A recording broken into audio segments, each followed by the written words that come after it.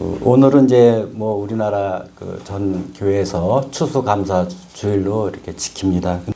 그 작년 추수감사 주일에 제가 그 영국의 그 청교도의 어떤 그 이렇게 그 종교적인 핍박을 이제 피해서 미국으로 이민 가고 그렇게 해서 이제 정말 그 죽을 고비를 넘기고 몇몇 분들이 살아나서 정말 그 축복의 땅에 가서 그 농사를 짓고 수확을 해서 그것이 너무 감사하고 감격해서 그 추수감사 예배를 드린 전 과정을 제가 작년에 소개를 했습니다.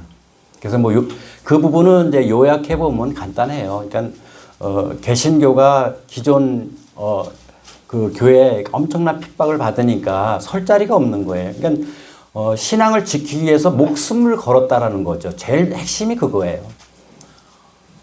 우리가 뭐 기존에 살고 있던 데는 그래도 뭐 상황을 알 수 있지만 배를 타고 대서양을 건널 때는 어떤 일이 닥칠지 아무도 예측도 안 되고 그 불안과 두려움은 상상을 초월한다라고 보셔야 돼요.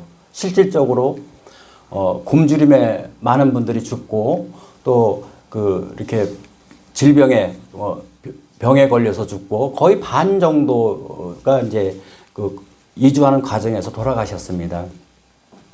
근데 그분들이 이게 정착을 하면서 정말 그 하나님의 축복을 몸으로 체험하면서 그 즐겁게 감사를 드렸다라는 거죠. 근데 이제 그것만 가지고 우리가 우리 교회에서 전통적으로 뭐 추수감사절을 지킨다라면은요, 그건 약간의 문제가 있어요. 그래서 시조는 그렇게 됐습니다. 근데 이제 저는 제가 보는 관점은 어떤 거냐? 청교도 분들이 그냥 한 것이 아니라 성경적인 근거를 가지고 시작했다라는 거죠. 그래서 지금까지 이어지는 것은 성경적으로 뒷받침이 되어 있기 때문에 저희들이 오늘날에도 추수감사절을 지키고 있다. 이렇게 이해하시는 게 맞고 그런 관점에서 이제 오늘 설교를 시작하겠습니다. 추수감사절이 오늘 그 본문에 보면은 안식일과 세 가지 절기를 지키라고 명령을 했어요. 제일 먼저 하나님께서 명령하신 게 안식일이죠. 그러니까 너와 언약의 백성으로서 안식일을 지키면은 내 백성이고 안식일을 지키지 않으면은 내 백성이 아니다. 이런 식으로 하나님께서 안식일을 지켜라라고 명령을 했다라는 거죠. 첫 번째가. 근데 이제 그와 같이 해서 그 세 가지 절기도 함께 지키라고 말씀을 하십니다. 우리가 14절부터는 세 가지 절기에 대해서 이제 말씀을 하시는데, 잘 아시다시피 이제 무교병이라고 그래요. 근데 무교절이라고 이해하시면 되고, 아마 지금의 이제 고난주 비슷한 그런, 효모가 없는 빵을 먹어야 되기 때문에 굉장히 맛도 없을 거고 먹기도 힘들었지 않았을까.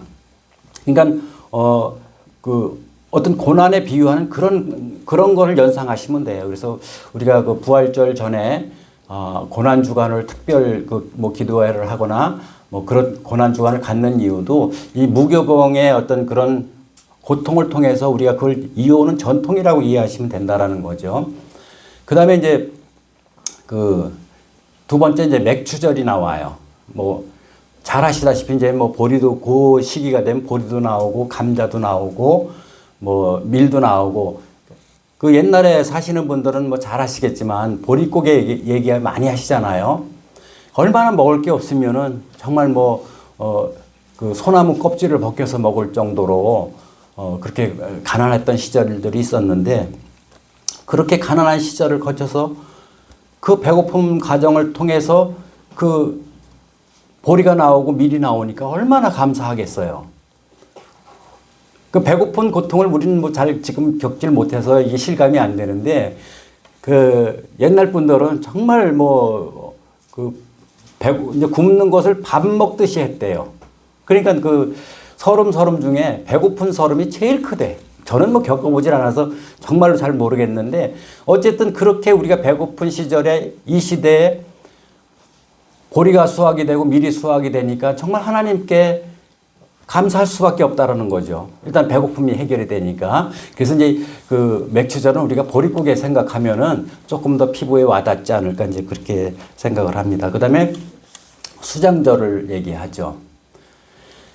그게 이제 가을거지라고 해서 뭐 걷어들이는 거예요. 물론 이제 맥추절에도 수확을 하지만 가을에는 수확할 게 많죠. 뭐 벼도 수확을 해야 되고 콩부터 시작해가지고 그리고 끝이 어디냐? 제가 보니까 김장을 담그는 게 끝이더라고요.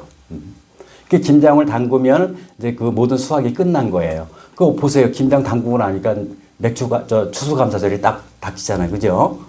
밑에 지방은 좀 늦게 하지만 어쨌든 모든 가을 거지를 끝나고 한 해를 이제 되돌아보면서 그 수장절을 지킨다라는 거죠.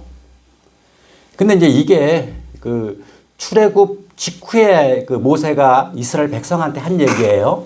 지금까지 제가 이제 정리해 드린 것이 이렇게 그 신명기를 다시 한번 교독한 것은 처음에 그 출애굽에서는 모세가 그 종되었던 그 애굽에서 출애굽한 바로 직후에 하신 말씀이에요. 근데 이제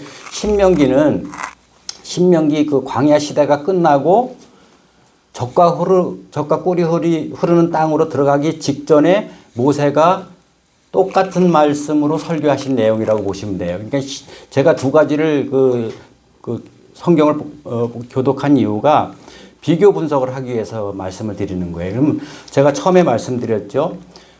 출애굽할 당시에는 무교절, 그 다음에 맥추절, 그 다음에 수장절을 세 가지 절기를 얘기를 했어요. 물론 이제 그 안에 이제 그 전에 안식일에 대해서도 말씀을 하셨지만, 그 다음에 이제 신명기에 와가지고는 그 무교절하고 유월절하고 같이 믹서가 돼 버렸어요. 그죠? 이제 그럴 수밖에 없는 게 이제 그 유월절하고 무교절하고 같이 붙어 있다고 보시면 돼요. 그 다음에 이제 맥추절을 그 다음에 칠칠절이라고 얘기를 했어요. 그죠? 보통 이제 칠칠절 하면은 뭐 77이 49 해가지고 그 6월절 끝에부터 시작해서 이제 50일을 이걸 그 성경에서 말씀하시는 건데 그래서 오순절이라고 또 들어보셨죠? 그 오순절은 그 순자가 열흘 순자예요. 그래서 우리가 이제 뭐 초순, 중순, 하순 이렇게 그 어른들이 말씀하시잖아요. 그 열흘 순자이기 때문에 그 50일 오순절을 그러니까 6월절이 끝난 직후부터 50일을 오순절이라고 얘기하는 거예요. 그 다음에 그 수장절을 이제 여기서는 초막절이라고 얘기했죠.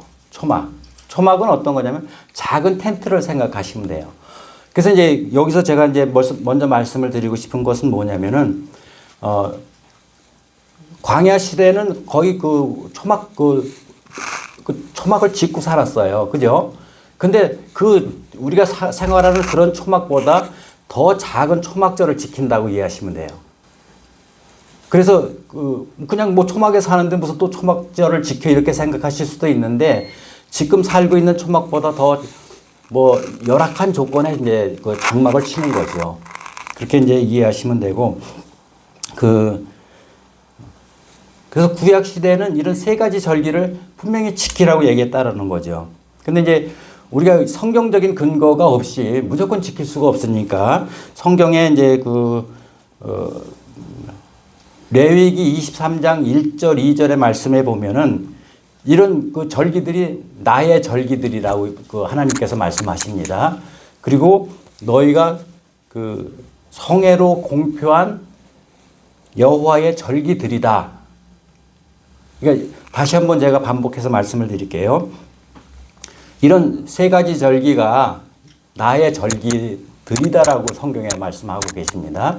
근데 너희가 성애로 공표한 하나님의 절기들이다. 이 성애가 뭐냐면은 이제 거룩하다 하고 그다음에 이제 모임이라는 두 가지 이제 히브리 뜻을 가지고 있어서 하나님을 예배하는 거룩히 모이는 곳 이렇게 이해하시면 되는 거죠. 그래서 하나님의 백성이 하나님을 예배하기 모인 곳이 그걸 성회라고 보시면 됩니다. 그래서 성경에 분명히 이렇게 3대 절기를 지켜라 라고 이제 성경에 기록이 돼 있다라는 걸 꼭 기억하셔야 됩니다. 근데 이제 문제는 뭐냐면은 지금 우리가 구약 시대가 아니라는 거죠. 신약 시대에 살고 있는데 구약 시대처럼 똑같이 지켜야 되느냐? 그건 아니라고 보시면 돼요. 그럼 저는 제가 지난주에 이제 그 안식일에 대해서 말씀을 드렸는데 안식일을 보면은 구약에는 안식일로 지켰고 지금 시대는 신약 시대는 주일로 지키잖아요. 그죠? 근데 그 과정들을 그 독립하는 과정에서 핍박을 당하고 로마 군인들에서 수많은 생명을 잃고 이렇게 이런 과정을 통해서 어쩔 수 없이 선택을 했지만 근데 이 성경의 그 흐름을 보면은 굉장히 의미심장한 게 이미 그런 일들이 예견이 돼 있다라는 거예요. 그러니까 주일이라는 표현을 언제 썼냐면은 독립운동한 게 132년인데 그 요한계시록 1장 10절에 보면은 주의날이라는 표현이 나옵니다. 근데 이제 그 사도 요한이 요한계시록을 쓴 시기가 보통 90년에서 AD 90년에서 96년을 얘기를 해요. 그러니까 뭐 한 90년대 초반에 썼다고 보면 이제 가능할 것 같은데 그럼 이제 그 주일날을 지킨 날보다 한 40년 전에 있었던 일이라는 거죠. 그러니까 여기도 성경적인 근거가 있기 때문에 우리가 안식일을 구약 시대는 지켰지만 신약으로 넘어오면서 주일로 바뀌었다라는 거죠. 그러니까 하나님의 계시가 이미 성경 속에 있었다라고 이해하시면 됩니다. 그래서 구약 사람처럼 지킬 필요가 없는 것들이 그 성경에 이게 아주 명시가 되어 있더라고요. 요거는 제가 주보에다가 적었어요. 주보를 보시면은 그 골로새서 2장 16절이 나오죠. 16절에서 17절. 요것도 한번 같이 함께 읽겠습니다. 그러므로 먹고 마시는 것과 시작. 그러므로 먹고 마시는 것과 절기나 초하루나 안식일을 이유로 누구든지 비판하지 못하게 하라. 이것들은 장래일의 그림자이나 몸은 그리스도의 것이니라. 그림자 얘기를 했어요. 그림자가 있다라는 것은 반드시 실체가 있다라는 얘기예요. 근데 아직도 안식일을 고집하는 사람이 있어요. 그런 교단이 있죠. 뭐 제7일 안식일 교단. 그런 분들은 이 성경적인 것을 그냥 곧대로 받아들이는 거라는 거죠. 그러니까 옛날 구약 시대 그 안식일을 그거 지키는 게 전통이고 그게 옳다라고 보는 거죠. 근데 성경에 이미 안식일을 지키기 40년 이전에 성경을 통해서 주의 날을 알려줬다라는 거죠. 굉장히 중요하잖아요. 그래서 이제 우리가 상황은 어쩔 수 없이 주일날을 주님이 부활하신 날을 주일날로 지키지만 이런 전체적인 흐름을 봤을 때는 이미 그 성경적으로 그렇게 하나님께서 갈 수 있도록 예비해 놓으신 길이고 갈 수밖에 없다라는 거죠. 뭐 과정이 어쨌든 간에 하나님께서 이미 안식일을 말고 주일을 지킬 수 있게끔 준비해 놓으셨다라고 이해하시면 된다는 거죠. 그러면 안식일은 그림자라는 얘기예요. 우리가 구약의 안식일을 지켰던 것은 그림자라고 여기서 골로새서에서 말씀하시는 거죠. 그러면 실체는 뭐예요? 실체는 예수님 몸 그리스도라고 얘기하잖아요. 예수님의 그림자가 그게 안식일이고 실체는 주일이 실체라는 그런 설명을 하는 거라는 거죠. 그래서 이런 부분들을 우리가 충분히 이해를 하시면 돼요. 그래서 무턱대고 우리가 무조건 성경 말씀 하나만 가지고 그것을 그대로 적용하는 것이 맞다라고 우긴다라고 하면은 이런 반론의 여지가 있는 이런 성경 말씀은 살아있는 우리 시대에 맞게끔 흘러간다는 것을 뒷받침해 주는 말씀이라는 거죠. 그래서 우리가 시대적으로 6월절에 대해서 다시 한번 생각을 해봐야 된다는 거예요. 그러면 이제 충분히 이제 주일에 대해서 설명이 됐죠. 6월절에 대해서 이제 설명을 해드려야 되는데 6월절은 어떻게 보면 이제 구약 시대에 지키는 거고 지금은 6월절이 어떤 거예요? 지금은 6월절 하면은 그 지나가다 이렇게 잘 이해하실 수 있잖아요. 그러니까 인방과 설주에 피를 발라서 그러니까 하나님의 사자가 다 장자를 죽이는 그런 내용들을 이해하시죠. 그래서 하나님께서 구원하시기 위해서 이스라엘 백성들에게 양을 잡아서 피를 바르라고 얘기하잖아요. 그러면 하나님께서 그 사자가 지나간다는 얘기예요. 그게 유월이에요. 지나가다. 근데 지금은 유월절을 어떻게 지켜요? 지금은 예수님께서 오셔가지고 이제 구약 시대는 그렇게 했는데 지금은 예수님이 오셔가지고 예수님이 어린 양으로 이미 우리를 위해서 죽으셨다라는 거죠. 그래서 지금은 유월절은 그 옛날에 구약 시대의 유월절을 지켜야 되지만 지금은 우리가 부활절을 지킨다고 보시면 돼요. 제가 설명이 좀 어려운가요? 그래서 분명히 말씀드리지만 골로새서에 보면은 구약은 그림자라고 설명을 했고 신약은 실체라고 얘기합니다. 그러니까 그림자가 있으면 실체가 있는 거고 그 실체가 예수님이라고 이해하시면 아주 간단한 거예요. 그러면 지금 이제 신약 시대에 우리가 살고 있으니까 부활절을 지키잖아요. 그리고 예수님이 그 당신의 그 최후의 만찬에서 내 몸은 너희들의 살이고 포도주는 피라고 말씀하셨잖아요. 그래서 이미 구약 시대하고 신약 시대하고 전혀 우리가 다른 세대에 살고 있는 것을 이해하시면서 우리가 지금 신약 시대에 살고 있기 때문에 이렇게 흐름의 변천을 따라가서 부활절을 지키는 것이 맞다. 그 다음에 77절 오순절 같은 경우에는 오순절 마가의 다락방 얘기 아시잖아요. 성령님이 오시는 거예요. 성령님이 오셔가지고 그 마가의 다락방에서 성령 받잖아요. 그 왜 마가의 다락방에 있었냐면은 그분들이 정말 너무나 핍박당하면서 죽을 것 같은 그런 공포에 밀려오니까 숨어서 잡아가는 사람들 숨어서 피해서 마가의 다락방에 모였다라는 거죠. 근데 거기 만약에 성령님이 이 땅에 오시지 않았으면 그 사람들 평생 그렇게 숨어서 살다가 끝냈다라는 거죠. 근데 성령 받으니까 어때요? 담대해지죠. 죽음도 두려워하지 않잖아요. 그래서 지금 우리는 예수님 부활하시고 이미 우리는 성령 시대에 살고 있다라고 이해하시면 됩니다. 그러니까 우리가 성령님의 인도를 받아서 또 성령님과 동행하면서 성령님과 우리가 은혜로운 삶을 살 수 있다라는 거죠. 그 다음에 이제 마지막 이제 수장절을 이제 초막절이라고 이렇게 이제 출애굽할 때 신명기에서는 이제 초막절이라고 얘기를 했고, 그러면 이제 그 초막절이라는 게 그 수장절이라는 게 어떤 의미냐? 지금까지 그 오지 않은 세상이라는 거죠.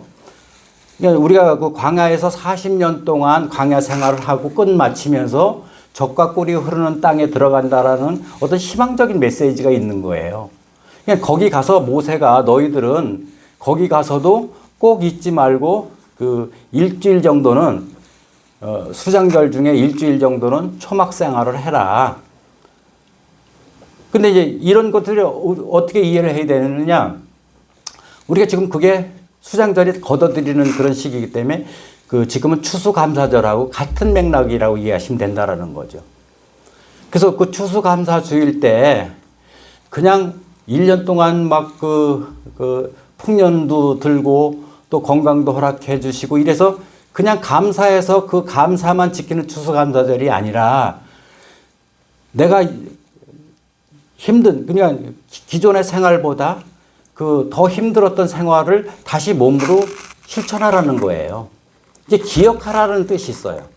그러니까 너희들이 출애굽할 때 그 광야 생활에서도 이 종되었던 삶을 기억하라고 해서 초막절을 지키라고 하는 거고, 우리가 지금은 이제 더 좋은 우리 삶이 풍요로운데 그냥 이걸 잊어버린다라는 거. 옛날에 어려웠던 걸 잊어버리고 그렇게 막 자기가 잘나서 부자가 되고 자기가 뭐 똑똑해서 권세를 누리고 이렇게 생각할까봐 1년에 한 번 정도는 자기를 돌아보는 시간을 가져라, 이런 의미가 있다라는 거죠. 그 다음에 이제 추수감사절이 마지막 세 번째 가장 중요한 의미가 어떤 거냐? 저는 나름대로 이제 그래서 두 가지 이제 제가 성경을 똑같은 내용을 출애굽하고 신명기를 봉독한 내용들이 그것이 상황이 다르다라는 걸 이해하셔야 돼요. 그러니까 출애굽하면서 광야에서도 했지만 여기를 보면은 그 요한계시록에 보면 그 장막에 대한 얘기도 있어요. 하늘나라에 거처할 장막이 있다라고 말씀하시고 그 장막에는 죽음도 없고 고통도 없고 그다음에 이별도 없고 그러니까 우리가 그 천국을 얘기하는 거잖아요. 그래서 그 장막절, 초막절을 얘기하는 이유는 뭐냐면은 추수감사절에 초막절을 지나는 얘기는 우리가 신명기를 보면 오지 않은 세계잖아. 젖과 꿀이 흐르는 땅은 오지 않은 세계라는 거죠. 그래서 지난 과거도 기억을 해야 되고요. 또 우리가 다가올 하늘나라도 기억하라는 거예요. 그래서 이제 제가 이런 말씀들을 이렇게 쭉 묵상을 하면서 무슨 생각을 했느냐. 근원적인 사랑에 대해서 이것이 하나님의 근원적인 사랑이구나. 그러니까 사랑에는 조건부 사랑도 있어요. 이성 간에 이뻐서 사랑하고 이렇게 훌륭해서 이렇게 좋은 직장 때문에 사랑하고 그런 것도 있겠지만 우리가 추수감사주일에 대해서 그동안 계속 지켜왔지만 이게 근원적인 사랑에 대해서는 한 번도 생각해 보지 않았다라는 거죠. 그래서 부활절을 생각하면서 저는 무슨 생각을 했느냐. 모세가 자기 아들을 바치라고 해서 그 산으로 모리아 산으로 데리고 올라갔죠. 그게 아브라함 죄송합니다. 그 아브라함이 그 자기 아들을 바치라고 해서 산으로 데리고 가면서 그 아브라함이 무슨 생각을 했겠어요? 그러니까 저는 그 상상이 돼서 너무 은혜가 됐어요. 왜냐면은 차라리 아브라함을 바치라고 했으면 크게 어렵지 않았을 거예요. 근데 자기 아들을 바치라고 하니까.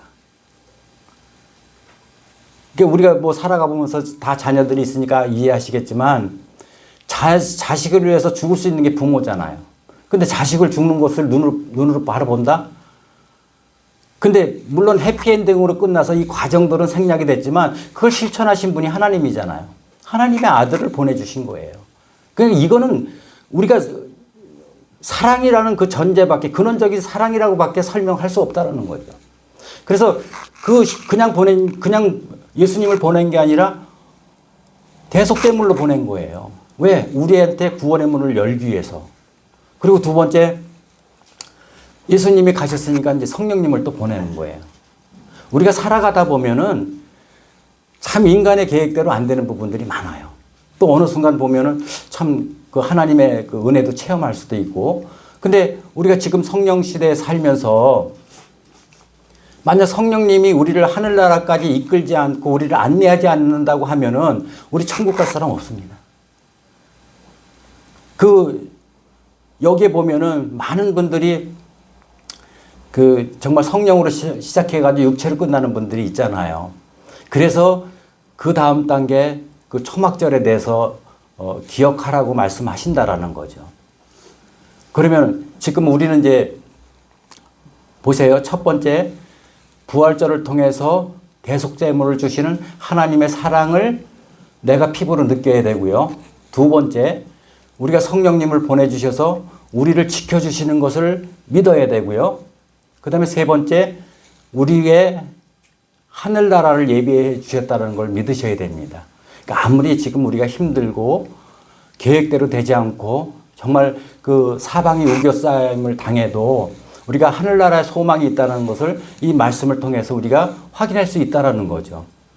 그래서 저는 근원적인 사랑이 뭔가, 이건 하나님이 근원이시고 하나님의 사랑이 근원적인 사랑이에요. 여기에 우리가 1년 지켜줘서 감사하다? 안 지켰으면 그럼 감사 안 하겠다는 얘기잖아요. 그죠? 그냥 감사의 수준을 얘기를 할 때 저는 그렇게 정리를 하고 싶습니다. 그냥 주신 거에 감사하고, 아니면 하나님께서 안식일과 3대 절기를 지켜라 명령해서 그 명령에 의해서 지키는 것이 아니라 하나님의 여기에 깊은 사랑의 의미를 우리가 이해를 해야 된다는 거죠. 그래서 정말 하나님은 독생자를 주셔서 우리의 대속제물을 주셨기 때문에 그 사랑에 우리 한번 몰입해 보자는 얘기예요. 그러니까 하나님의 사랑을 그냥 추수감사절을 그냥 우리가 감사하고 즐기는 그걸로 끝나는 것이 아니라 이런 절기들이나 이렇게 그 안식일을 통해서 하나님의 사랑, 근원적인 사랑을 우리가 깊이 묵상해서 그걸 피부로 체감을 해야 된다라는 거죠. 그 피부로 체감했을 때 우리가 신앙이 그 다음에는 삶으로 이어지는 거지. 이런 하나님의 근원적인 사랑을 느끼지도 못하는데 내가 다른 사람을 사랑한다? 그거는 믿음이 아니라 이해관계 때문에 사랑한다고 해도 과언이 아닐 겁니다. 그래서 오늘 말씀을 정리할 텐데요.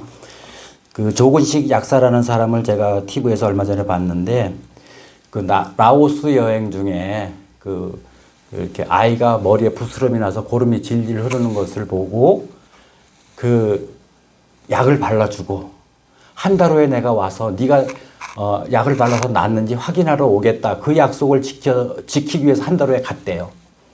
그리고 그분이 이제 약국을 하면서 한 달에 한 1,000만 원 정도 수익이 되는데 900만 원을 그 어려운 아이들을 돕는 거예요. 그래서 학교를 뭐 5개를 지어주고, 그 다음에 이제 다섯 개 집과, 20개의 학교를 지어줬대요. 다 사비로. 근데 저는 참 부끄럽더라고, 이런 내용을 들으면서. 많은 우리 방송을 통하면 아프리카 아이들 정말 부모도 없고, 먹을 게 며칠씩 2, 3일 굶었다고 이렇게 방송이 나오더라고요. 그래서 이제 그분들이 이제 후원하라고 이렇게 전화번호 적어주잖아요. 선뜻 그거 못해요. 왜? 내 삶이 있고 내 계획이 있고.